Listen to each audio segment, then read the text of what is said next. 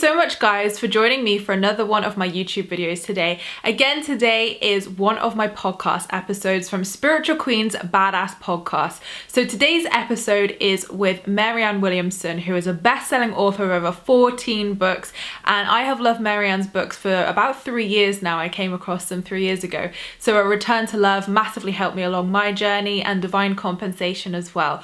So it was an absolute honor to have Marianne on the podcast and sit down with her and talk all things law of attraction, talk about manifesting, and talk about A Course in Miracles as well. So I really hope you enjoy this interview. Of course, Marianne's website and all extra information about myself and where you can listen to all the podcast episodes from my podcast, including my solo cast and also other amazing guest interviews with people in the spiritual and wellness industry, can all be found in the description. But I hope you guys enjoy this interview. Thank you so much, guys, for joining me for another one of my Spiritual Queen's Badass Podcast episodes. I am so excited for this episode today because I have followed this amazing woman's work for a few years now. I read many of her books, so it is an honor to have her here today. So without further ado, I have the wonderful Marianne Williamson with us today. So Marianne, if you don't know, is a best-selling author, non-profit and political activist, and spiritual thought leader.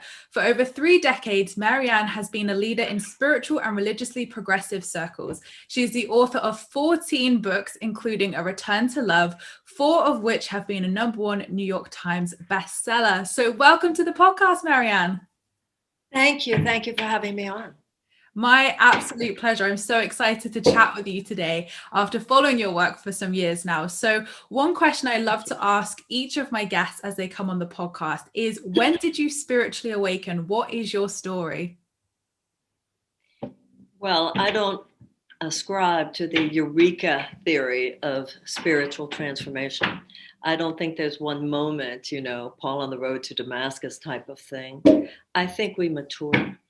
And I was fortunate enough growing up to have a family that, God just is. There was no question about that. And when I was even a teenager, I took a class when I was in summer school when I was 14 years old. And the class was called The Philosophical Approaches to the Question of God. And I remember when I first saw that sentence in a brochure, I was just blown away by it. And then as I grew older, I went to school, etc., went to college, I realized, and this is still true, I am always fascinated by comparative religion and philosophy and spirituality, whether it is academic or non-academic. I'm as excited to read St. Augustine, St. Aquinas, Thomas Aquinas, and Hegel as I am to read esoteric information, Alan Watts, Ram Dass, Course in Miracles, etc. So that interest in issues of the higher mind has always been with me. And then I think what I said before, we mature. We go through enough experiences in life. And of course, at this point, there's been such a mainstreaming, which there wasn't when I was growing up, but of this larger non-denominational spiritual conversation. I think it just shows where the civilization is moving as we leave behind us the very strict, it was a product of the Industrial Revolution, both in your country and in mine, a strict, rationalistic, mechanistic perspective that grew out of the scientific and the Industrial Revolutions. It was a British physicist, James Jeans, who said, it turns out that the world is not a big machine, but rather one big thought. This is just the flow of where we're all going. And I think that is more interesting and more relevant to the times in which we live than any one particular person's story. Absolutely. I love that. And like you say, it's not just kind of one eureka moment as such. For some people it may be, but as I've kind of been on my spiritual path for 5 years now, and I've noticed every single year I meet a different version of myself. Every single year I awaken in a different way. And I think that's going to continue on for, until our last breath. Decades to come, Emma, I promise you. So I love how you explain that and describe that. So you mentioned A Course in Miracles, and I first came across A Course in Miracles, gosh, it must have been about 3 years ago now, through your work and Gabby Bernstein's. And I was like, everybody talks about this A Course in Miracles. What on earth is it? So I bought the big book off Amazon, and started having a click through, and I was like, I'm lost already. So I actually ended up buying A Course in Miracles Made Easy, and it sat with me so much better. And obviously through your own work and Gabby's work, where you interweave it and intertwine it, it definitely resonated with me more. So for anybody listening who is like, what is A Course in Miracles? How did you come across this, and what is it? A Course in Miracles describes itself as a psychological mind training in the relinquishment of a thought system based on fear, which dominates this world, and the acceptance instead of a thought system that is based on love. It has been described as a self-study program of spiritual psychotherapy. It is not a religion. There's no doctrine. There's no dogma. I began reading it. I first saw it when I was in my mid-20s. I was living in New York City. And my first book, which you referred to earlier, Return to Love, I often call it the Cliff Notes of A Course in Miracles. It's that original Course in Miracles Made Easy concept of these are the basic principles. The material is dense. There's a text which is 600 and some odd pages, which are the intellectual abstract understanding of the ideas. And then the second volume is 365 days of exercises, lessons, meditation exercises that actually train the mind to think along the lines that the text sets forth.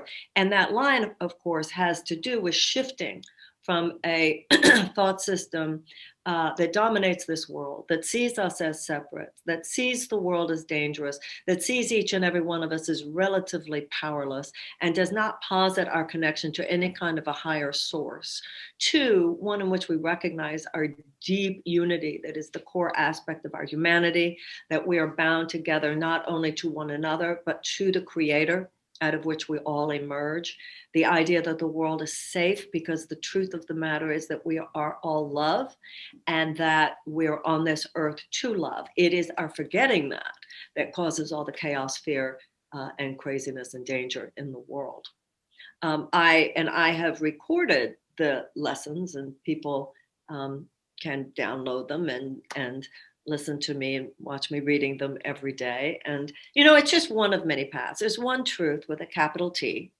No particular form, A Course in Miracles or any other, has a monopoly on the truth. All the great religious and spiritual teachings are expressions. It's kind of kaleidoscopic of those profound universal truths. A Course in Miracles is the kind of thing where it's not for everybody, but if it's for you, you know it.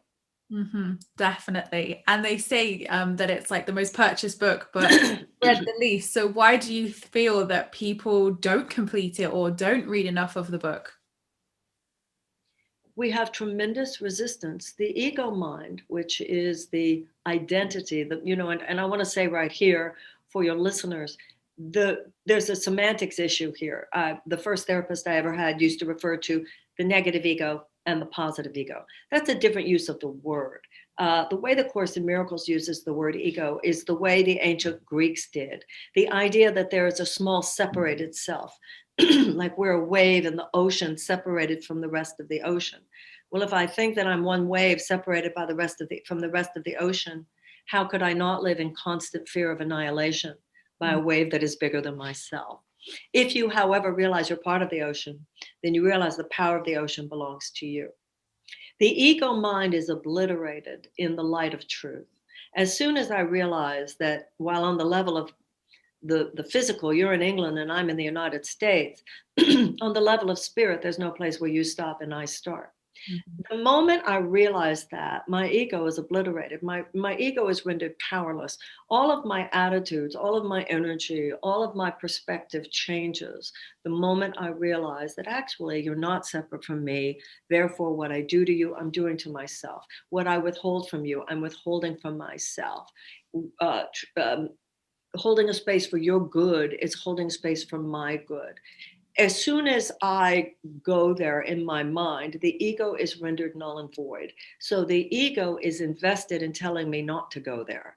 The ego is invested in and convincing me I really shouldn't read this book. The ego is invested in doing whatever it will take to make me avoid the information that will lead me back to God, love, unity consciousness, whatever you call it, in the presence of which the ego cannot be. The ego is the fear. It's the fear-based mind, and its relationship to love as the same as the relationship of darkness to light.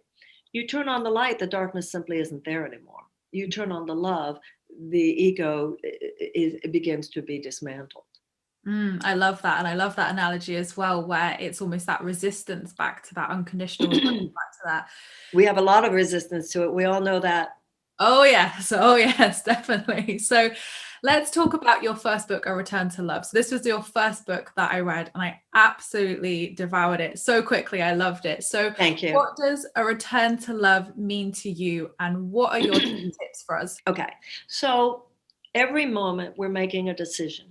Sometimes it's a conscious decision and sometimes it's an unconscious decision, but at every moment we're deciding, will my heart be open? Am I going to take your needs, your reality, your feelings as important as mine? Or am I only going to be thinking about myself? Am I going to be basing my evidence of who you are on everything you do and say? Or am I going to be basing my evidence on who I know you to be in my heart? Am I going to be more tempted to blame you or more tempted to bless you? It's kind of like yoga, where you rework your physical muscles, you rework your attitudinal muscles. The return to love is the moment in which I withdraw my allegiance to the fear-based thinking of the world and accept instead the truth of who I am, which is love. A return to love happens on two different levels. One level is on the level of who we are in any given moment. And then, of course, it happens on a global level. There are so many examples of humanity as a whole being so disconnected from the basic core principles of love as to have taken us to a point that is genuinely threatening for the survival of our species. So we need a return to love, not only in terms of our capacity to find inner peace, but also our capacity to find outer peace, which is the only survivable option for the human race and for your children and for your great-grandchildren and mine. Absolutely. And, that so intertwines into the ego work in terms of the inner work that comes up. And it's so true that unless we really work on that inner harmony and that inner love, it then reflects into the outer. It always has to start within us first. And I think that's definitely one of the biggest lessons I took away from your book, and even how to surrender into that place of, healing the ego, healing the inner critic, and moving back into that receiving place of, unconditional love from source, from the universe, and from myself as well. So I definitely highly recommend that book to anybody listening if you're resonating with what we're saying here. So let's talk about the current climate that we find ourselves in. When I read your book 2 years ago, it's a very different world to where we are now. So how can we navigate the global space that we're in currently, both spiritually and actively? Gandhi said we must be the change that we want to see happen in the world, because he said that the end is inherent in the means. A generation that is filled with chaos and fear and anger will not be able to birth a peaceful, harmonious world. So we have to work on our own evolution, on our own transformation. The ego will always tempt us to point at other people and to gauge whether or not we think they're doing okay.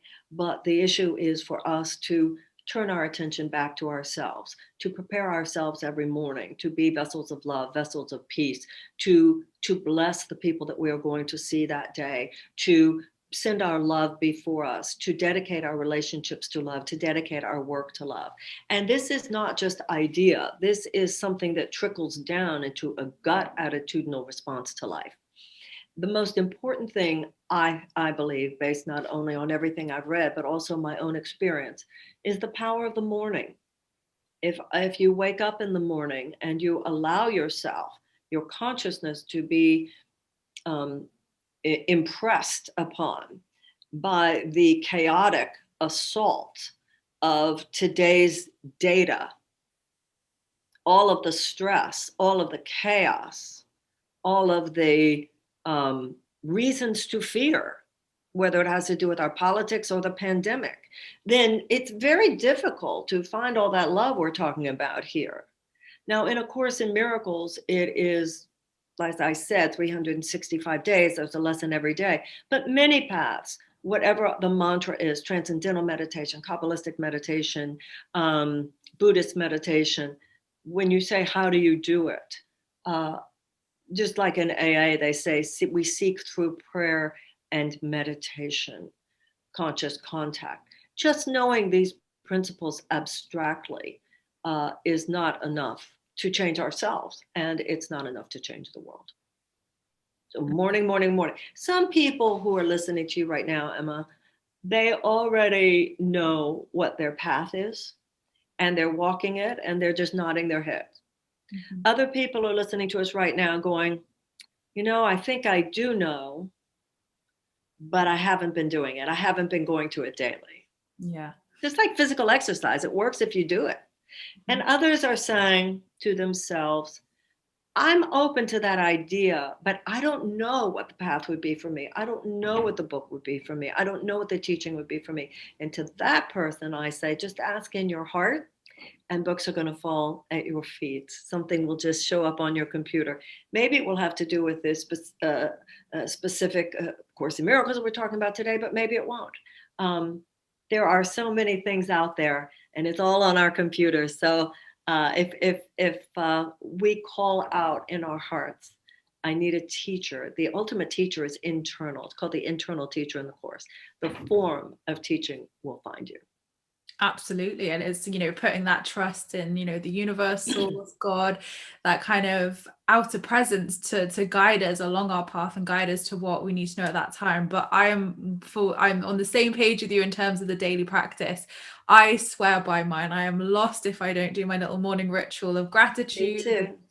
Meditation. And I think, I don't know about you, Marianne, but for me over the last year, I think that's been the one thing that's kept me grounded, that's kept me just focused when the outside world has felt so chaotic, right? Absolutely. If you don't ground yourself in the internal foundation of peace and harmony and love before you go out into the world will eat you alive, psychologically, emotionally, and spiritually. So let's just stop pretending that it's anything else. Everybody says they have an anxiety disorder. The world has an anxiety disorder because the world is so disconnected from the things that matter most. Returning to love means returning to core values. And that, once again, is not just a psychological or an intellectual practice, that's a spiritual practice. Absolutely. Absolutely. So let's talk about what you're doing at the moment. So what are you doing to look after yourself currently to stay in a positive mindset despite all the changes going on outside? Exactly what you and I are talking about. When I do, here, let me see. I am a student of the Course, which is not to say I'm trying to sell it to anybody else, because it's not everybody's path. But there are daily lessons in here, and my doing them in the morning makes all the difference in the world. If you wake up in the morning, just like you take a shower, you take a bath, you're going to take yesterday's dirt off your body before you go into the day, you de-stress with your meditation practice in the morning. Otherwise, you're not only taking your own stress, you're taking the stress of so many people around the world today, especially with the pandemic and so forth. So that's the most important thing that I do. And I think that, the word discipline and the word disciple come from the same root. And I understand abstractly principles enough that even though I'm not beyond going into anxiety, stress, fear, etc., I'm pretty much beyond justifying it to myself. I am a good enough intermediate student at all of this that I do try to catch myself, and most of the time I'm successful at doing that. And I remember one of the most powerful lines in the Course in Miracles: I am willing to see this differently. Where am I choosing to hold on to the past rather than living in the present, knowing that the only thing in the past is the love I gave and the love others gave? Other than that, it just lives in my head. Where am I dragging shadow figures from my past into the present? Where am I not letting the miracle interrupt linear time and give birth to a new future because I let go of the past. Where am I playing victim? Where am I judging someone? The Course in Miracles says you can have a grievance or you can have a miracle. You cannot have both. The Course in Miracles defines a miracle as a shift in perception from fear to love. So you have to do the work. Mm-hmm. Where are you? You know, and once again, the ego wants to make it about other people. My problem is other people's behavior. My problem is conditions outside myself. But you learn as you grow spiritually that life really is not just about what happens to you. It's about the space you choose to inhabit within what is happening or what has happened to you. And that's the work. And it's a full-time assignment, but it makes all the difference in whether we're in pain or in peace. Amen to that. It's so true. And awareness is really so powerful, like you say, because it's having that awareness to then shift yourself back into love, to shift yourself out from fear back into love, and recognize maybe when those thoughts or limiting beliefs are coming up, or patterns from the past, etc., whether you're letting the past project onto the now, you know, making that conscious shift and awareness is where the power lies. It's where you can. Well, you know, you keep saying the word awareness, and that's thought. You're absolutely right. The Course in Miracles says all thought creates form on some level. And that's why when I said discipleship and discipline, the Course in Miracles says you achieve so little because you have an undisciplined mind. We are too easily tempted into victim. We're too easily tempted into judgment and blame. We're too easily tempted into negativity. We have to take some responsibility for changing our muscles. Look, with your physical body and your mind, it's the same thing. Whether you're talking about your physical muscles or your attitudinal muscles. After a certain age, if you're not working at holding them up, they're headed down. There is psychological gravity and emotional gravity and even spiritual gravity in this world, just like there's physical gravity. If you just hang out on a couch, let's say you're 50 years old and you just hang out on the couch all day and you don't get any physical exercise or do any cardio or whatever it is. And I think a lot of us have, that's one of the things about COVID, I think. I know in my own case, and I think in a lot of people's. At first, it was funny. At the beginning of the pandemic, I'd never really quite thought about it this way, but I think I'm not the only person who experienced this. I allowed myself to be lazier about food and exercise when the pandemic began, because I justifying it with comfort that I was giving myself. But who knew it was going to last this long? Right? And then realizing that I was paying a price in the sense of the greater anxiety and tension and depression that we are heir to when we're not moving our bodies, when we're not taking care of what we eat and our nutrition. It's no different with your spiritual practice. It's taking responsibility for what's going on in your mind and in your body, because absolutely it will determine your peace of mind or lack of it. Absolutely. It's so true. Even I did that, where when COVID and lockdowns happened, I obviously stopped going to my dance classes and then sat on the couch a bit more, watched a bit more Netflix, and then thought, oh, I can treat myself to these nice things. And then I realized, nope. Yeah. Me too. I realized that I really do. And it was like, since when did you become such a chocolate eater? used to see it as like every once in a while. How come they're always in the house? It's like, yeah. But I think a lot of people are like realizing that after a year of this, gotta pull ourselves up a little bit. Absolutely. And like you say, take care of mind, body, and spirit as well, because they all mind, body, and spirit. So let's talk more about manifesting and abundance, because here on the podcast, we talk all things law of attraction. So you've also written a book on abundance, divine compensation. So what are your top tips for manifesting and abundance? The issue in life is to devote everything that you are and everything that you do to that which is larger than yourself. So there is an altar. The altar is in your mind. And what you put on the altar is then altered, because all experience derives from thought. if I put my career on the altar, that means may everything that I create, everything I do in the world, all of my professional relationships be dominated by thoughts of love.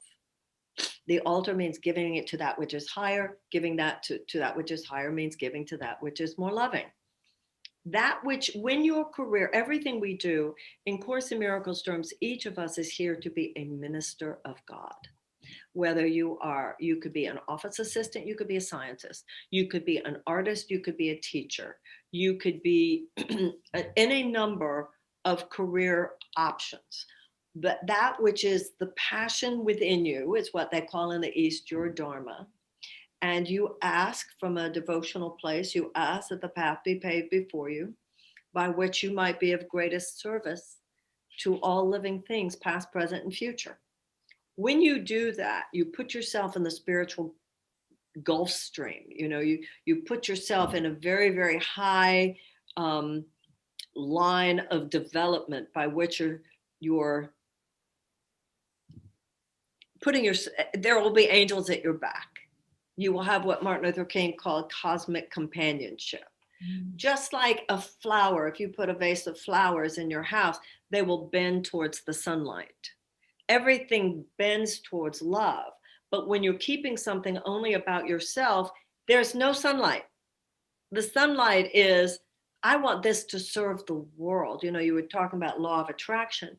One of the interesting things about law of attraction, if you actually look at the book, The Secret, when it came out, I was looking one day at the flap, the things written about her on the flap. There was some quote from her that her goal with the book was to make billions of people happy. Hello. Mm-hmm. Just devote, stop making it so much about yourself. That's where people get stuck. Because if you make anything about yourself, my career, my money, my this, my that, you're actually deflecting the miracle. Because miracles are born of love. They're not born of selfishness. So you want to shift, enlightenment is a shift in self-perception from body identification to spirit identification. We have become too self-referenced, way too self-referenced. And the ego even loves to use spiritual language. So, love. Jesus did not arrive on the earth to say, love myself. He said, love one another. Mm-hmm. Do we have to love ourselves? Of course we do. But you don't wait until you love yourself enough before you love other people. Because the other people are you. It works both ways.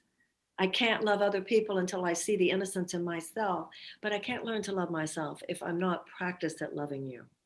Mm-hmm. And when you see your career within, just as you do with your podcast, the hope that everybody could possibly be served by it, it can be either, oh, I wonder how many people are watching and what I can get out of it or whatever.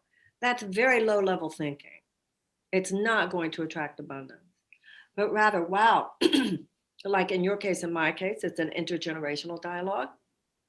It's all kinds of cool things. Wow, may her energy and her intelligence combine with my energy and my intelligence so that exponentially we can do more than either of us could do by ourselves. And may everybody who could possibly be served by it find it. And may it be a blessing on everybody who's watching or listening.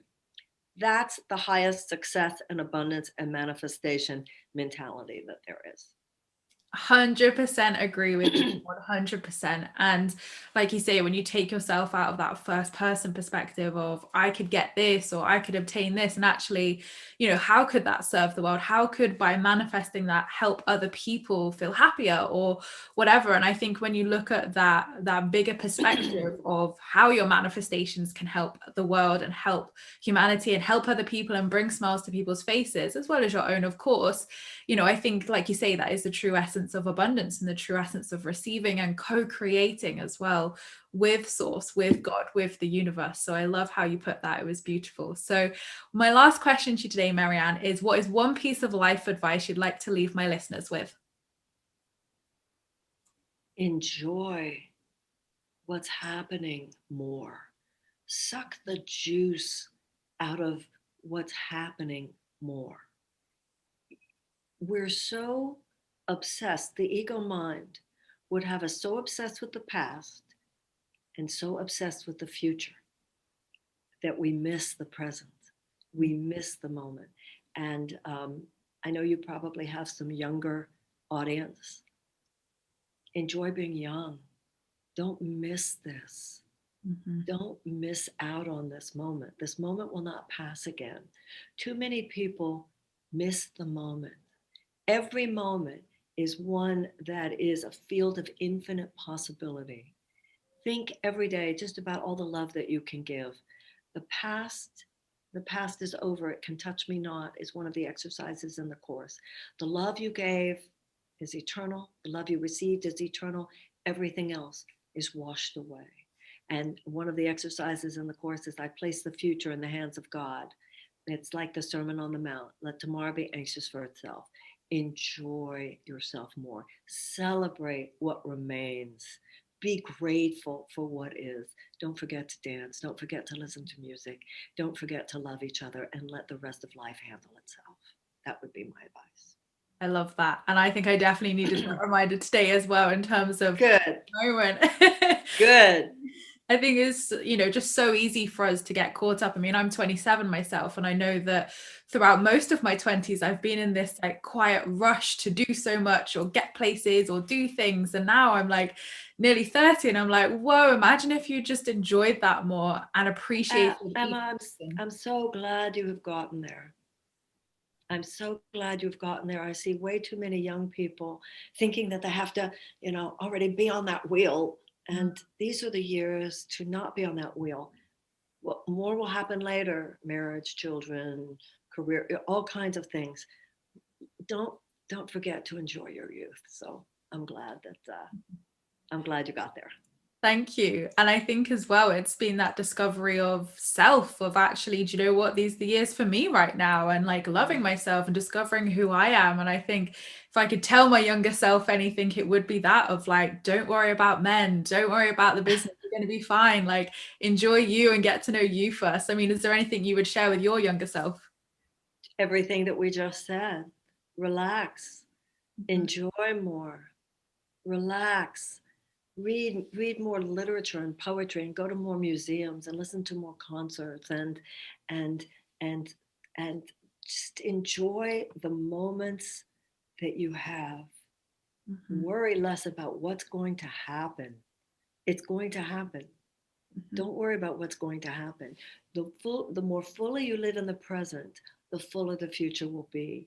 You program the future in the present. So if you're worrying about everything in the present, all you're going to do is create a future that is something to worry about. Manifesting for you, like you say. So manifest love. Manifest love. Don't worry so much about manifesting things. Manifest love, and the things will come to by themselves. I love that. Amazing advice. Thank you, Marianne. So where can my lovely listeners find you if they want to learn more thank about you. your work?